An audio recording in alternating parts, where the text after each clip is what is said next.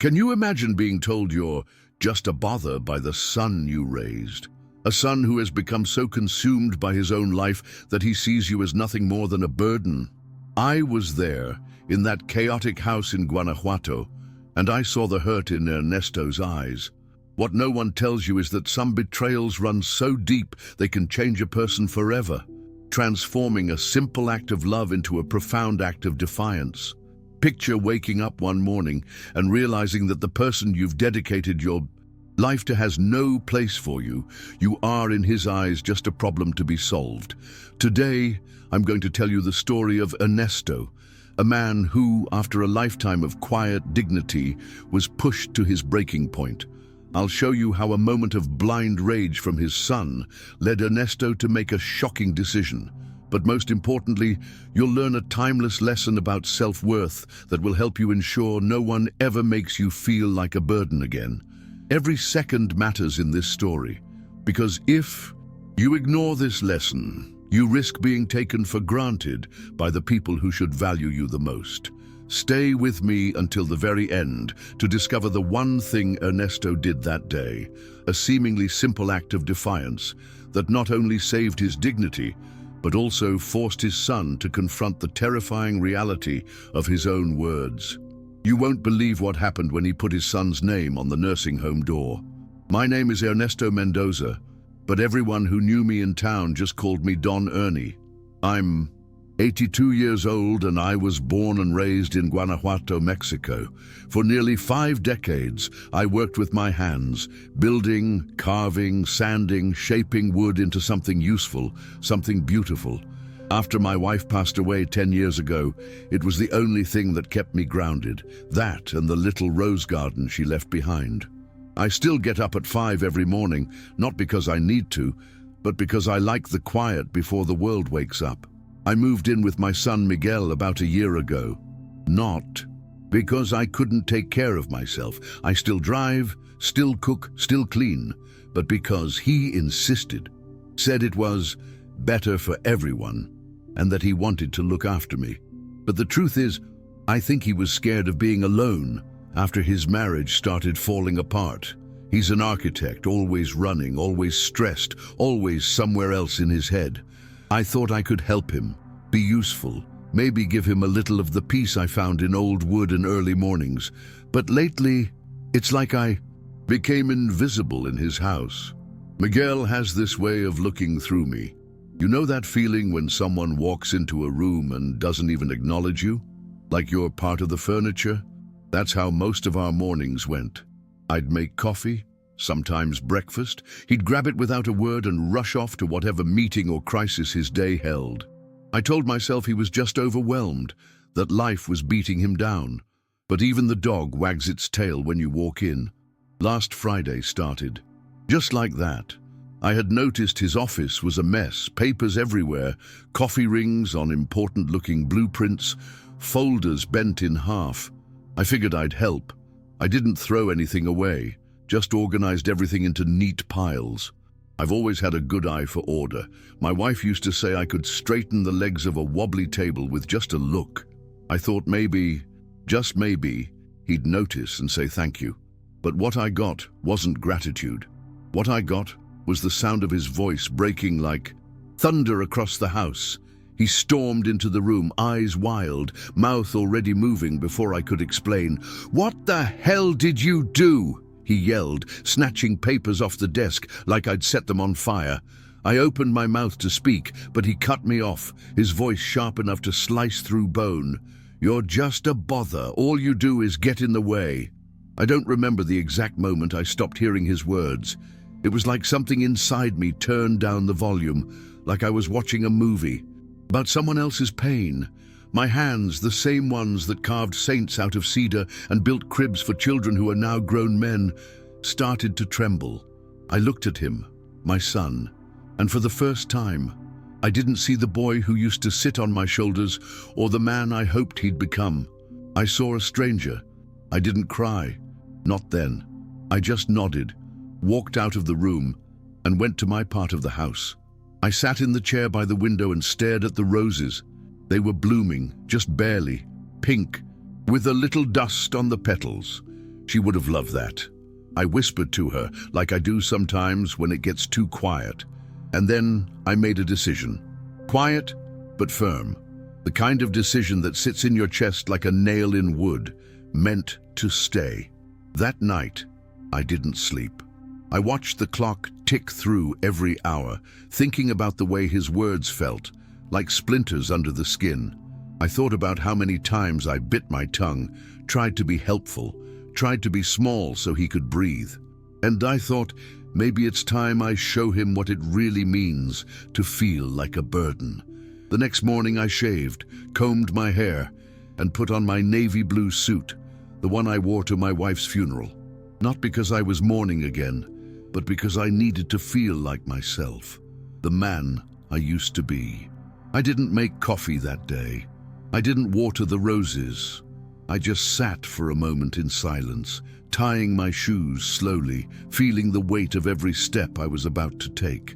Miguel was still asleep when I left. His bedroom door was half closed, and I could hear his muffled snores and the hum of the ceiling fan. I stood there for a moment, not angry, just sad. I thought about leaving him a note, but I didn't want words. Words were what he used to hurt me. I wanted him to feel the absence, not fill it with explanations. So I closed the front door softly behind me and walked 2 blocks to the taxi stand.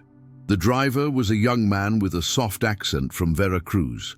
He asked me if I was heading to the hospital. I told him no, just somewhere quiet. He didn't ask more. The city moved past the window in a blur. Old brick walls, papelerias, school kids in uniform, the smell of tortillas from the corner shop. Everything looked the same, but I wasn't the same. Something in me had shifted. When I arrived at Residencia El Descanso, the iron gate was open and the garden looked well kept. Bougainvilleas spilling over the wall, clean tiles on the path. The receptionist greeted me kindly, her eyes scanning my face like trying to place me with a name. I told her I didn't have an appointment, but I wanted to speak to someone about future planning. She nodded and called the director. The director's name was Alicia, mid-50s, with short silver-streaked hair and a calmness that reminded me of librarians from my childhood. She offered me coffee, which I declined. I told her about my son, in broad strokes, not to shame him, just so she'd understand. She listened, never interrupted, her hands folded in front of her on the desk like she was holding something fragile. Then she brought out a form, standard application, name, age, medical history. I filled in all the blanks with slow, steady handwriting until I reached the line that said, name of future resident. I paused, looked out the window. Then I wrote, Miguel Mendoza. She looked confused, of course. Señor, ¿no es para usted? I met her eyes and answered with a quiet firmness that surprised even me. No, señora, it's for my son. Someday he might need this place, and I want him to know what it feels like to be labeled a burden, to have someone decide where you belong without asking. For a long moment, she said nothing. Then she put her hand on mine and simply nodded. I don't know if she agreed with what I did or if she just understood the weight of it. Either way, it gave me peace. I stood, buttoned my coat, and left without another word. I walked back to the main road and waited under the shade of a jacaranda tree for another taxi. The blossoms were starting to fall, little purple petals scattering across the pavement like confetti from a sad celebration. I remember thinking how odd it was that such a heavy day could look so beautiful. Life has a way of decorating even the darkest moments, like it's trying to remind you that there's still some softness left. The driver this time didn't speak much, just nodded when I gave him the address and turned up the radio a little. Some old bolero played low, and I closed my eyes for a second, letting the music settle in my chest. My wife loved boleros, used to sing along while I worked in the shop, her voice always slightly off-key but full of soul. I hadn't thought about that in years, but suddenly her voice was there again, like she was sitting beside me. When I got home, Miguel was already in the kitchen. He looked disheveled, wrinkled shirt, eyes puffy, a bowl of cereal half-eaten on the counter. He didn't look up when I came in, just muttered, "Did you go somewhere?" Like I was a dog that had wandered out and come back with mud on its paws. I said yes, just yes, and went to my room. I sat on the edge of the bed and looked around. Everything in that room had a story. The wooden dresser I built when I was 29. The chair my wife embroidered before the arthritis made her fingers stiff. Even the lamp had meaning. I realized that I didn't want to die in a place where I had to shrink myself to fit. I wanted to be somewhere I could still breathe like a man, not just survive like an inconvenience. Around noon, I heard him on the phone. He was pacing the hallway, complaining to someone, his boss maybe, talking about setbacks, stress, and people messing with his work. I could hear the bitterness in his tone, and I realized then that he wasn't really talking about me, not fully. He was talking about everything in his life that he couldn't control. I had just been the easiest thing to lash out at. Still, that didn't make it right. I wasn't going to wait around for another outburst, another moment where I became the punching bag for his disappointments. I didn't raise my voice. I didn't confront him. Instead, I wrote one line on a piece of paper and slipped it into his laptop bag when he wasn't looking. It simply read, "Residencia El Descanso, Miguel Mendoza." I don't know when he found it. That evening, maybe. I stayed in my room, folded laundry, read a chapter from an old book on carpentry, pretended like the house wasn't full of unspoken words, but I imagined his face when he read it. I imagined the silence hitting him harder than any argument ever could, because silence is a language we both understand. But this time, I made it say something. That night, for the first time in a long time, I slept deeply. No tossing, no waking up at 2 a.m. to stare at the ceiling. Just a calm, uninterrupted sleep, like my body finally believed that I had done something to protect myself. Not out of anger, but out of the kind of love that knows when to let go. The next morning, I woke up to the smell of burnt toast. That was unusual. Miguel never cooked. He barely touched the stove unless it was to reheat takeout. I walked into the kitchen and there he was, standing awkwardly with a pan in one hand and a confused look on his face, like someone trying to fix something they don't know is broken. He didn't look at me. He just said, "There's coffee if you want." I nodded, poured myself a cup and sat down. We ate in silence. The kind of silence that isn't peaceful. It's loud with everything that hasn't been said. I could see his eyes glance at the piece of paper I had left in his bag. It was folded on the counter like he'd taken it out and didn't know what to do with it. He kept fidgeting, tapping the mug, adjusting the salt shaker, opening and closing the drawer without needing anything. His body was speaking, even if his mouth wasn't. Finally, he asked, Is that supposed to be a joke?" His voice was shaky, but there was an edge to it, like he was daring me to laugh. I shook my head.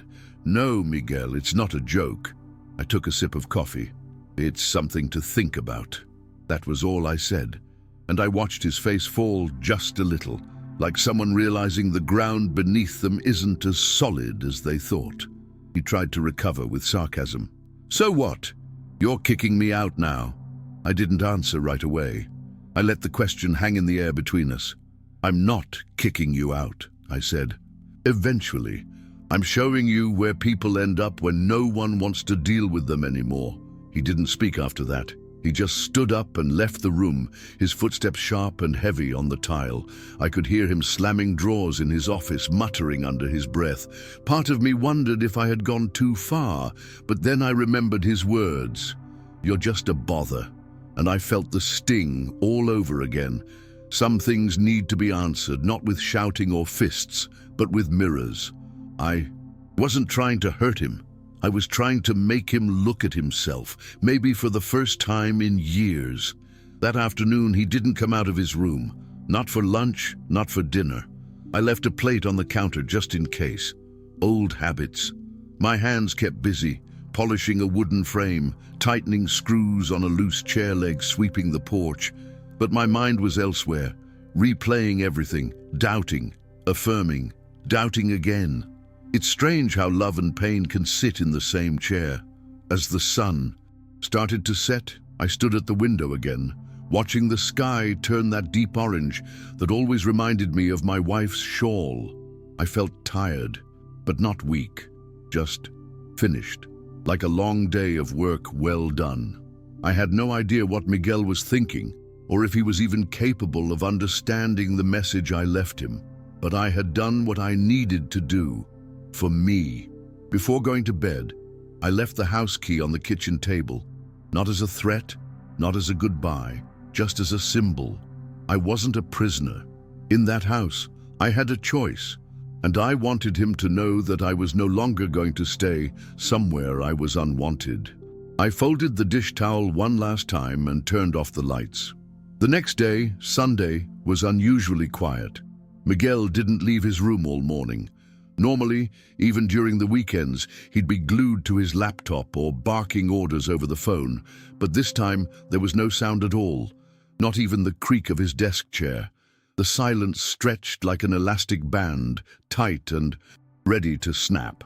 I sat on the patio with my coffee, listening to the birds, feeling the weight of the decision I'd made settle deeper into my chest. Around noon, I heard the door to his room open. He walked past me without a word, grabbed his keys, and left the house. No explanation, no glance, just the click of the door behind him. I didn't follow. I didn't even wonder where he was going. For the first time, I let him carry the weight of that silence on his own. It was his to deal with now. Later, that afternoon, I found the piece of paper I had written on Residencia El Descanso, Miguel Mendoza, folded and sitting on my nightstand. He must have left it there when I wasn't looking. It wasn't crumpled or torn, just placed gently, like he didn't know what to do with it, but couldn't throw it away either. I stared at it for a long time. Then I slid it into the top drawer of my dresser, right next to my old wedding ring. That evening, he came back. The house was dark, the only light coming from the kitchen window where I was cutting fruit. He stood in the doorway, hands in his pockets, eyes down. "I didn't mean it," he said. His voice was low, not quite an apology, but not a dismissal either. "I know," I replied, "but you said it." I didn't raise my voice. I didn't have to. The words had already done their damage. He leaned against the fridge, staring at the floor. "Sometimes I don't know how to handle it all. Work, the divorce, you being here." I raised an eyebrow. "Me being here?" He looked up, suddenly aware of how that sounded. "No, I mean, I just feel like I'm failing everything. And when I saw the papers moved, I panicked. I lashed out. That's on me." It was the most honest thing he'd said to me in months, maybe years. I didn't rush to comfort him. I didn't say it was okay. I just handed him a bowl of sliced mango and gestured to the chair across from me. He sat down. We ate in silence. But this time, it wasn't angry or cold. It was the silence of two people finally hearing each other. As we ate, I noticed how tired he looked. Not just from the sleepless nights, but from carrying a life that had become too heavy. I remembered how he used to be as a boy, always building little things with leftover scraps from my workshop, so proud of every crooked little creation. Somewhere along the way, the weight of expectation had flattened that spirit. And now, here we were, two men too tired to pretend anymore. Before going to bed, he stopped at my door. "You're not a bother, Papa," he said, barely above a whisper. I nodded. "Good," I answered, "because I'm done living like one." He stood there for a moment, unsure if he should come in or leave. In the end, he walked away, and I knew that was enough, for now. I didn't expect miracles after that night. People don't change overnight, especially not men like Miguel, who've spent years building walls around their own pain. But something was different the next morning.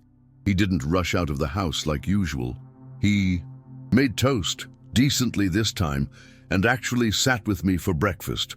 We didn't talk about anything deep, just the weather, the new supermarket that opened down the street, the price of eggs. But it was something. There's a strange kind of tenderness in small talk after a storm. It's like sweeping broken glass from the floor, not because it fixes what's shattered, but because it makes space to walk again. I could see in his eyes that he was still thinking about the nursing home, about the name on the paper, about what it meant. And that was enough for me. I didn't want revenge, I wanted awareness. Later that afternoon, he came home with a bag of groceries. Without being asked, he put them away, then said, "I got the stuff for that soup you used to make." I raised an eyebrow, and he added quickly, "I don't remember the recipe, but maybe we could cook it together." That was the first olive branch. I didn't hesitate. I just said, "Grab the garlic. I'll show you." Cooking with Miguel again was strange at first. He kept trying to measure everything, like his architectural brain couldn't handle my a little of this, a little of that style. But he listened. He chopped. He stirred. He even laughed a little when he burned the onions. And for a moment, the kitchen felt like it used to when he was a boy, when my wife and I taught him how to fold tortillas and dip them in broth with his tiny hands. After dinner, we washed dishes together. He handed me a towel to dry without being told. That alone made my chest tighten in a way I hadn't expected. Simple gestures, yes, but ones that had been absent for so long. I didn't want to get ahead of myself, but maybe, just maybe, the message had landed. That night, before heading to bed, I noticed he had left something on the nightstand beside my glass of water. It was the same folded paper I had written, but with something added underneath my handwriting.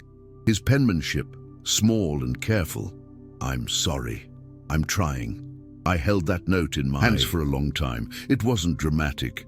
It wasn't everything, but it was honest, and that made all the difference. I didn't cry.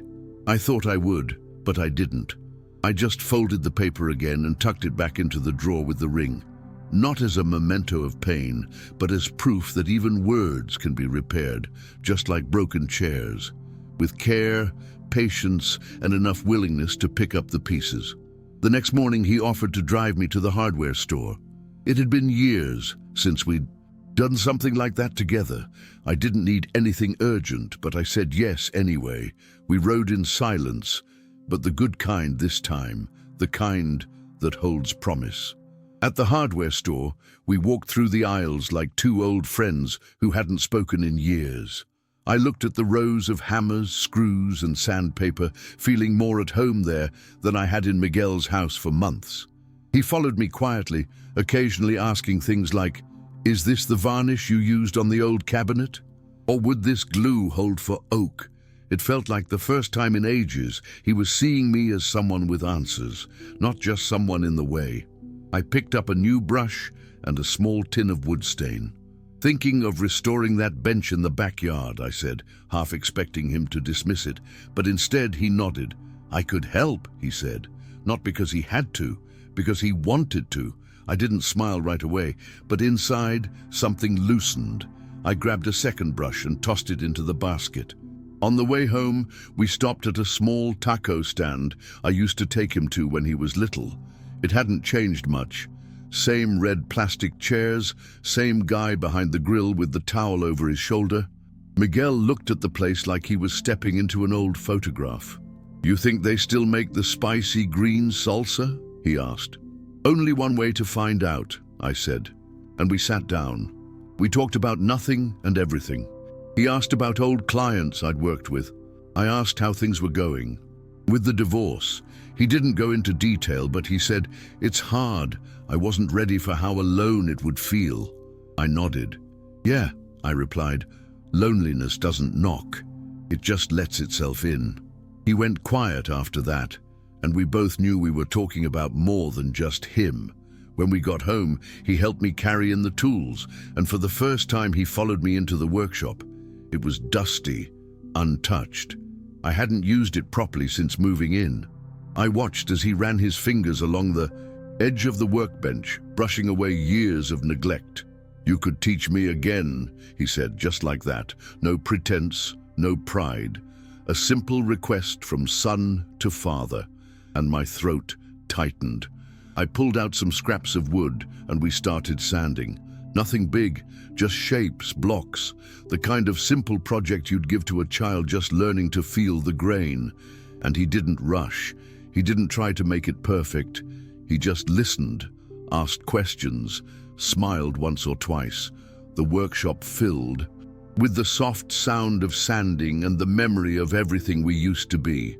After an hour or so, he looked up at me and said, "You know, I think I was afraid of you seeing how much of a mess I've made of things."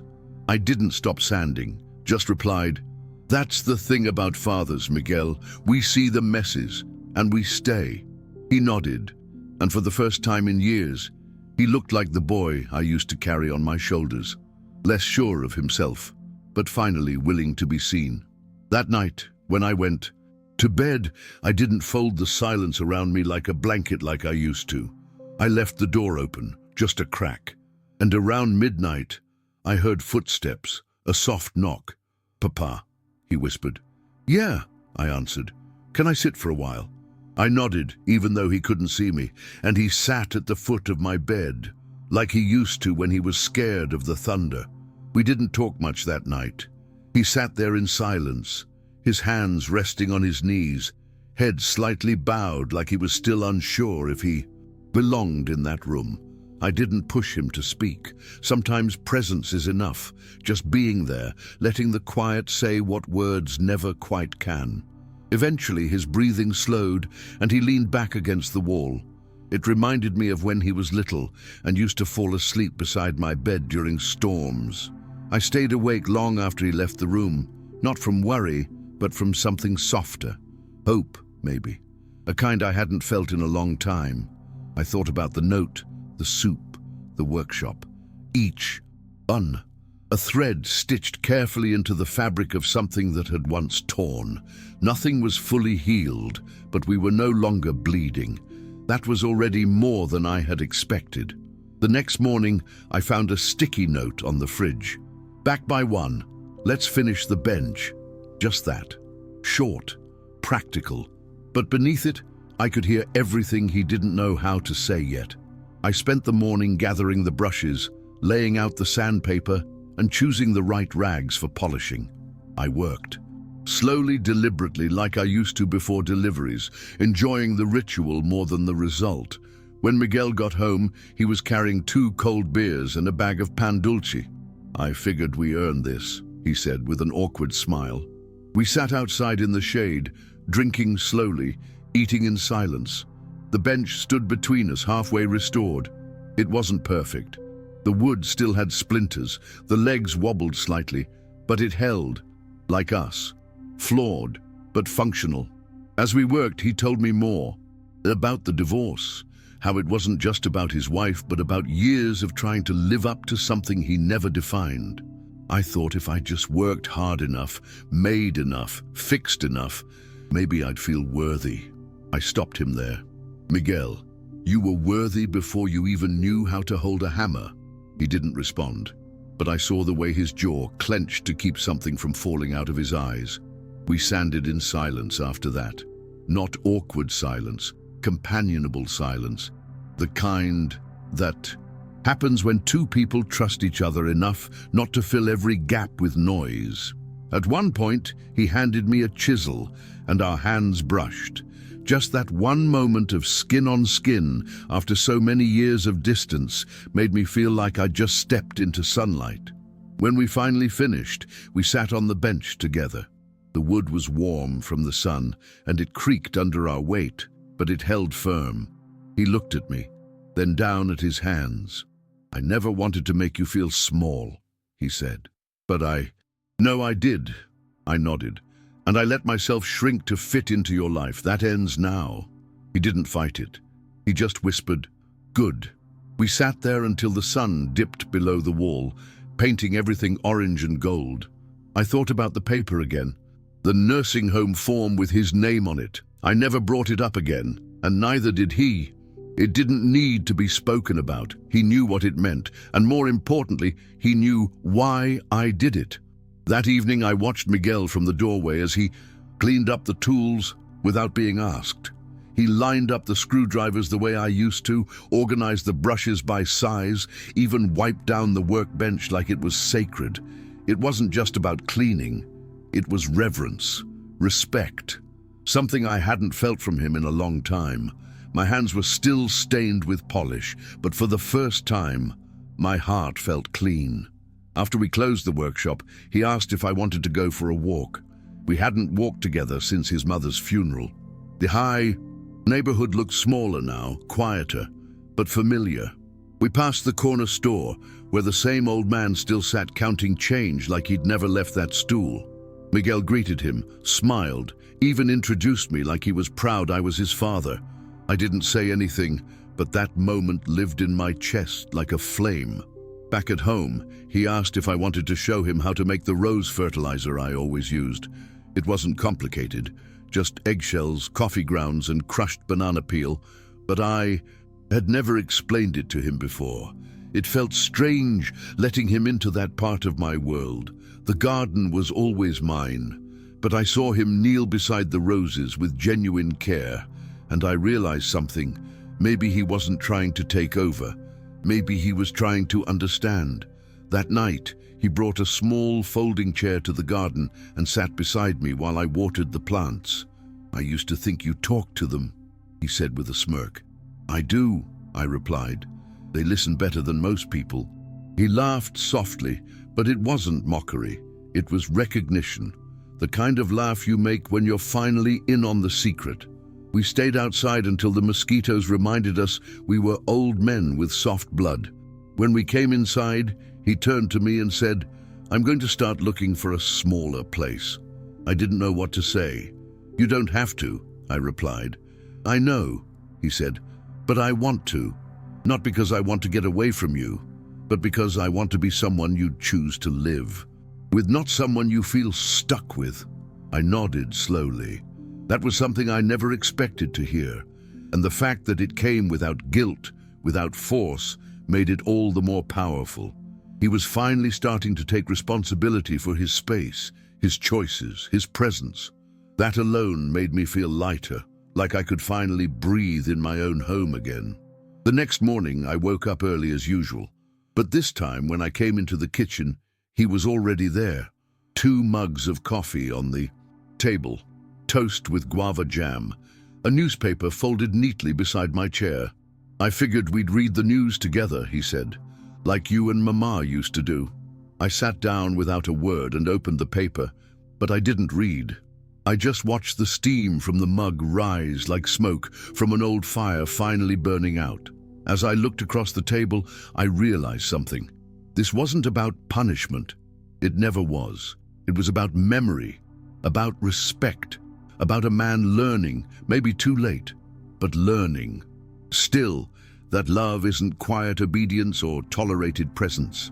Love is earned in sweat, in sawdust, in the silence between 2 mugs of coffee. That same day, Miguel asked if I had any unfinished projects I wanted to work on. I thought about it. There was a jewelry box I had started years ago, simple design, rounded corners, a false bottom hidden beneath the velvet. I kept it stored in the back of the closet, half finished, like a chapter I wasn't ready to close. I brought it out and placed it on the kitchen table. He ran his fingers across the grain. "Teach me," he said, and I did. We spent the afternoon sanding, gluing, clamping. I showed him how to align the hinges, how to polish the brass. He followed every instruction with the kind of attention I'd only ever seen him give to architectural blueprints. Except this wasn't about clients or deadlines. It was about building something for no one but us. A box that didn't need to prove anything, just exist. As we worked, I told him stories. He'd forgotten about how his mother used to keep her earrings in a tin of mints, how she once hid a birthday note for me under a false panel in a drawer I'd made her. His eyes softened as he listened. "I forgot how much she laughed," he said. "It's like the house lost its sound when she died." I nodded. It did, but it's coming back. That night, after dinner, he placed the finished box on my nightstand. "You should keep this," he said. "But if one day you want to give it to someone else, I'll understand. I didn't ask who he was thinking of. Maybe a woman he hadn't told me about. Maybe a future I wasn't meant to see. Either way, the box meant something now. It was more than wood. It was proof of repair. Days passed, and slowly things found a new rhythm. We didn't tiptoe around each other anymore. He'd knock before entering my room. I'd wait to see if he needed help before offering. The house stopped feeling like his with me in it. It started to feel like ours. That was something. Small but monumental, like turning a key and finding the lock finally moves without force. One afternoon, I caught him sitting in the workshop alone, not working, just sitting, running his fingers over the grain of an old slab of mahogany. "Thinking about starting something," he said when he saw me. "Don't know what yet." I smiled. "That's how the best pieces begin, not with a plan, with your hands." That evening we ate in the garden. The roses were blooming again, brighter this time, fuller. Miguel pointed to one. "That one's got her color," he said, and I knew exactly who he meant. "It does," I replied. We sat there as the sun disappeared behind the fence, the air smelling of earth and old hope. I didn't bring up the paper again, the nursing home form. I didn't need to. It stayed in the drawer with the ring and the apology note, not as a threat, not even as a warning, just as a reminder that love is not a contract of patience. It's a choice, one that has to be made again and again. And finally, it felt like he was making it too. One morning, as we sat in the garden, Miguel turned to me and asked, "Do you think I waited too long to fix things between us?" I didn't answer right away. The question was heavier than it sounded. I let it sit, like dough rising in silence. Then I said, "We don't get to choose when something breaks. Only when we stop pretending it's not broken." He nodded, eyes on the roses, not on me. He started joining me more often during my morning routines. Watering the plants, reading the paper, even helping me prep lunch. I could tell he was trying, not with grand gestures, but with presence. Sometimes he'd sit beside me on the patio and just breathe quietly, like he was learning how to exist without constantly fixing or managing. And for a man like him, that was no small feat. There were still moments of tension, days where he snapped over small things, misplaced keys, a slow internet connection, noise from a neighbor's radio. But now he caught himself. He'd pause, exhale and say, "Sorry, that wasn't about you." And those words, simple as they were, felt like bricks being removed from a wall I thought would never come down. One Sunday, he asked if I wanted to go to Mass. I hadn't stepped into a church in years, not since my wife's funeral, but I said yes. We sat in the back pew, both of us awkward in our silence, surrounded by murmured prayers and the smell of incense. At one point, he reached over and squeezed my shoulder, not hard, just enough for me to know he was there. I didn't look at him. I just closed my eyes and whispered a thank you. Afterward, we walked through the plaza, just like we used to. He bought 2 paletas from the same old man in the corner cart. I chose coconut. He took tamarindo. As we licked the melting sweetness under the shade of an old jacaranda tree, I looked at him and saw not just my son, but a man finally standing beside me, not in front or behind. That afternoon, I found him in my room, dusting the bookshelf, not out of obligation, just because it was dusty. He held up an old photo of the 3 of us at the beach, my wife's dress billowing in the wind, Miguel holding a plastic shovel, me sunburned and laughing. "I don't remember this day," he said, "but I wish I did." I looked at the photo. "You were happy. That's enough." We framed that photo and hung it near the front door. A small thing maybe, but every time I pass it, I feel something stitch itself back into place. Not nostalgia, acceptance. A quiet agreement between memory and the present, proof that even what fades can still be honored. Later that week, he came to me with a question I never expected. "Would you ever want to go visit Residencia El Descanso?" Not to stay, just to see it, together. I looked at him, searching for sarcasm, but there was none, only curiosity, and maybe respect. Yes, I said. I think I would. We went the following Friday. The same taxi stand, the same road, the same entrance. Under the bougainvilleas. But everything felt different. Miguel drove this time, hands steady on the wheel, eyes scanning the road like it was a path he'd never dared take until now. When we pulled up, he turned off the engine and sat there for a moment, hands still gripping the steering wheel. "You ready?" he asked. "I've been ready," I said. Inside, not much had changed. The lobby still smelled faintly of lemon cleaner and rose water. Alicia, the director, recognized me immediately. She smiled, then looked at Miguel. "So you're Miguel," she said gently, like she already knew the whole story. He nodded, quiet. I let her give us the tour, not as potential residents this time, but as observers, witnesses, students, maybe. We walked through the gardens, past a man playing checkers alone, past two women knitting quietly under a tree. Miguel didn't say much, but he looked, really looked. At the soft chairs, the warm lighting, the bulletin board filled with watercolor paintings. He asked questions, good ones, thoughtful. Do the residents choose their own activities? How often can family visit? What happens when someone doesn't get visitors at all? Alicia answered them all patiently, but I could tell she was watching him the same way I was, like someone waiting to see if a seed was finally sprouting. In one hallway, we passed a door with a nameplate that read Rodrigo Hernandez.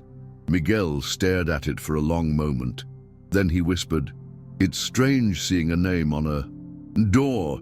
Makes it feel final." I looked at him. "It's not always final," I said. "Sometimes it's just honest." After the tour, we sat outside under the same jacaranda tree where I had waited for the taxi weeks before. Miguel leaned back in the bench and looked up through the branches. "I thought you were punishing me with that paper," he said, "but now I think maybe you were preparing me." I didn't confirm or deny it. Some lessons don't need footnotes. He turned to me, eyes tired but open. "I don't want to end up here alone, and I don't want you to either." I nodded. "Then don't make either of us feel like a burden again." That was all I said, and that was all that needed to be said. We left without ceremony, no papers signed, no promises made, just silence and the low hum of understanding. Back in the car, he asked if I wanted to stop for dinner. I said yes. We found a small place with hand-painted tiles and grilled chicken that smelled like my childhood. We ate slowly, talked about nothing for a while. Then he asked if I wanted to teach him how to build a rocking chair next. I looked at him and smiled. "Only if you promise not to make it squeak." That night, I opened the drawer beside my bed, took out the paper, the one with his name on it. I unfolded it slowly, like it still held heat. Then I tore it in half. No anger, no drama, just two soft rips, like the sound of something releasing. I left the halves there, stacked neatly next to the ring and the note. Not because I forgot what happened, but because I forgave it. A few days later, we started working on the rocking chair. It was Miguel's idea, but I saw how nervous he was holding the first plank. His hands were steady, but his confidence wavered. "What if I mess it up?" he asked. I laughed. "Then we fix it. That's the beauty of wood. It forgives if you know how to listen to it." He smiled, and we began, slowly, carefully, together. The chair took us a full week. We worked in short bursts between his meetings and my morning routines. Every curve we sanded, every joint we measured, every nail we tapped into place became a kind of therapy. He stopped trying to rush things. I stopped expecting perfection. Somewhere along the process, we stopped being two people trying to heal and became two craftsmen building something that could carry both of us. When it was finished, we placed it on the porch. Miguel sat first. He leaned back slowly, rocking gently, the wood creaking just once, softly, like a sigh. "Doesn't squeak," he said, grinning. "Told you," I replied. Then I sat beside him, not on the chair, but on the steps, just like I used to when I was younger, resting after long days in the shop. The sun was setting, warm and quiet. He passed me a bottle of soda. "Cheers," he said, "to second drafts." I clinked my bottle against his. "To quiet revolutions." From that day on, the chair became our ritual. We sat there most evenings, sometimes talking, sometimes not. Just being. Dessous. Neighbors began waving more. A few stopped by. Even the postman lingered one afternoon to ask if I'd made the chair myself. "No," I said. "I made it with my son. And I'll admit it. The way that sentence felt in my mouth was like tasting honey after a long fast." One morning, while we were out back, Miguel brought out a notebook. He flipped through a few pages and said, "I've been writing things down. Thoughts, questions, stuff I never asked you before." I raised an eyebrow. "Like an interview?" He chuckled. "Maybe, or maybe just getting to know my father while I still can." I didn't say anything. I just nodded and told him to ask me whatever he wanted. We spent the next hour going through his list. Some questions were simple. "What was your first job?" Others caught me off guard. "Did you ever think you failed as a father?" I answered all of them. Truthfully, sometimes slowly, sometimes with stories I hadn't shared in decades. And he listened like every word mattered. Because I think by then he knew they did. Afterward, he closed the notebook and said, "I want to remember the man you are, not just the mistakes I made with him." That line stayed with me. It still does. Because I know what it cost him to say it, and I know what it gave me to hear it. Some apologies don't come with flowers or big speeches. Sometimes they come in the form of attention, of listening, of staying. That night, I didn't sleep right away. I lay in bed, hands folded over my chest, staring at the ceiling fan. Not restless, just full. Like everything inside me had finally found its place. Not fixed, not perfect, but placed. The way joints in good wood settle with time. I reached over, opened the drawer, and this time, I didn't touch the paper. I just looked at it one last time and closed the drawer. The following Sunday, Miguel came into my room holding a box. Not just any box. It was the one we built together, the one he'd said I should keep. But it looked different now. The wood was a darker, freshly oiled. When I opened it, inside there were two things, a new set of chisels and a photograph of the bench we had restored, printed and framed small enough to fit inside. I looked at him, confused. "What's this for?" He smiled.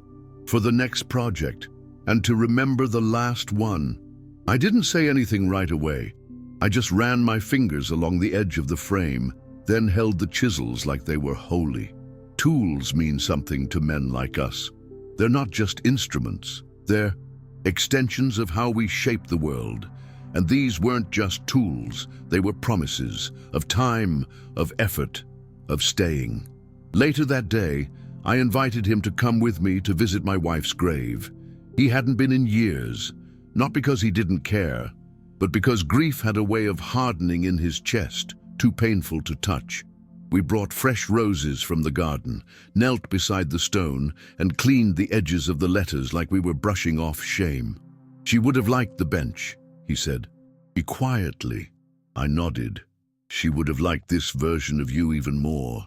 He stayed silent for a long time after that. Then he whispered, "Do you think she'd forgive me?" I looked at him, this man who once screamed at me in a storm of his own making, and saw the boy again, the one who used to crawl into our bed during thunder. "She already did," I said. "She raised you for this moment, to come back." That evening we walked back from the cemetery slowly. No need to rush. The sky was soft with sunset. And for the first time in a long time, I didn't feel like time was running out. I felt like it was opening again. Not endlessly, but enough to matter, enough to build a few more things, tell a few more stories, share a few more meals under the same roof. At dinner, Miguel toasted. Not formally, just raised his glass of lemonade and said, "To the quiet things that save us." I didn't ask what he meant. I didn't need to. I lifted my glass too, and we clinked them gently, like we were afraid to wake. Whatever peace had finally settled between us. Before bed, I sat on the bench again, alone this time. I ran my hand along the armrest, feeling the grooves, the tiny imperfections we left there on purpose. It didn't rock perfectly. It leaned slightly to the left, but it held. That was what mattered, that it held. And for the first time since that terrible day when he yelled that I was just a bother, I didn't carry those words like a weight. I carried them like a lesson, one that hurt, one that scarred, but one that led us here, to this house, this chair, this version of us. A few days later, while organizing the workshop shelves, Miguel found an old drawer full of photographs, letters, and wood sketches from my earlier years. He sat on the floor, cross-legged like a child, flipping through them with the curiosity of someone discovering their own lineage. "You kept all of this?" he asked. I nodded. "Memories are like joints. If you don't maintain them, they rot. But if you take care, they last forever." That night he came to me with a proposal. What if we started something together? A small line. You design, I draft, furniture, memory pieces. We could call it Mendoza y Hijo. I blinked. It was just a name. But behind it, I felt everything. Recognition, honor, restoration. I didn't say yes right away. I just smiled and said, "Let's build a table first. Then we'll talk names." In the days that followed, we cleared out the garage, built new shelves, repaired the lathe. It wasn't just about the work, it was about the rhythm, the way time softened when shared. We began planning the table, walnut top, rounded legs, traditional dowel joinery. He sketched, I critiqued, we argued, we laughed. For the first time, we were building something that neither of us wanted to escape from. One afternoon, as I was sanding the tabletop, Miguel walked in with a thermos of coffee and 2 mugs. He poured for both of us and said, "Thank you for not giving up on me, even when I gave up on myself." I looked at him for a long time. "I didn't stay because I had to, Miguel. I stayed because I knew you were still in there, underneath the noise. I just needed to remind you." When we placed the table in the dining room, it fit perfectly. Not just physically, but emotionally. A table built not just with tools, but with time, forgiveness, and shared sweat. "It creaks," he said, pressing down on one end. I smiled. "So do we, but we're still here." That night, I went to the garden alone, sat near the rose bushes. The moonlight painted everything in silver, and for a second I felt my wife's presence again. Not like a ghost, but like a memory so vivid it sat beside me. I whispered, "We're okay now," and I think she heard it. Before going to bed, I looked at the space where the paper used to be. It was gone now, but the lesson remained. Dignity isn't about revenge. It's about teaching love where silence once lived. And if it takes a quiet act to echo louder than words, then I'm glad. I wrote his name down that day, because in doing so I gave him back the right to remember mine. And that's the story of how my son called me a bother, and I answered by showing him what it means to belong. Not through anger, but through wood, time, and the silence between 2 men who finally decided to see each other again. Sometimes the people we love the most don't realize how heavy their words can be, until silence answers louder than any argument. And sometimes, if we're lucky, life gives us one more chance to rebuild. Not perfectly, but honestly. If you've ever felt like a burden in your own home, I hope this story reminded you that dignity doesn't have an age, and neither does healing. Have you ever been pushed aside by someone you gave everything to? What did you do with that hurt? If you feel like sharing, I'd really like to read your story too. And if this reminded you of someone, a parent, a child, or maybe even yourself, feel free to share it. Sometimes all it takes is a quiet story to open someone's eyes. If you'd like to hear more stories like this about love, memory, and second chances, you're always welcome here. One story at a time.